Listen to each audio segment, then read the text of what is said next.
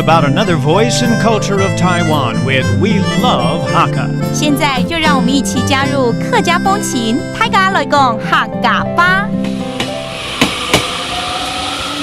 Welcome to another Hakka training right here on ICRT, where we're taking the train to different cities around Taiwan, but this month focusing here in Taoyuan.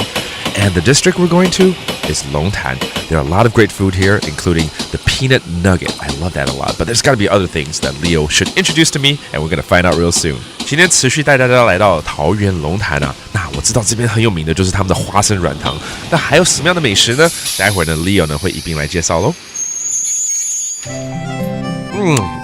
哇，这花生软糖真的好好吃啊！哎呀，你怎么知道？这是桃园龙潭最有名的特产呢。我跟你讲，我一定都会买这边的花生软糖啊。忠实的主顾哈。虽然说龙潭这边哈没有产花生，但是经过不断的实验啊，还有改良之后，制造出来的花生糖闻名全台湾哦。好吃好吃！如果可以配个什么茶，跟着花生软糖来吃的话，干是不是？对，好，要来喝一点东西。带你来去喝桃印红茶啊，桃印红茶这是当地的特产喽。对啊，在2009年的时候呢，推出都非常受到大家的欢迎哦。你知道桃印红茶这个名称哈，是取自诗人崔护的一个诗句“人面桃花相映红”。人面桃花相映红，哎，里面有桃有印又有红啊，就变桃印红茶。对啊，桃印红茶哈，它非常香，而且喝起来哈温润甘顺，所以啊，很多民众就会来这边喝茶，同时还可以来体验一下采茶制茶的一些茶农的生活。那我们一定要去目睹一下他们的制作过程啦。对，你也可以加入他们，然后体验一下。我们现在就带着我们的花生糖到那边，配着桃印红茶，吃着花生软糖，好享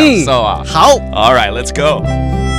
The Hakka people found ways to grow exceptional tea and rice in the Taoyuan Mountains. These tea plantations recently released a popular new tea known as Taoying black tea that tastes sweet and refreshing. Visitors to this area can really experience the tea farming lifestyle. But there's more than just tea here. The area also has its famous peanut nougat, which after many refinements has been made to have a malt flavor and won't stick to your teeth.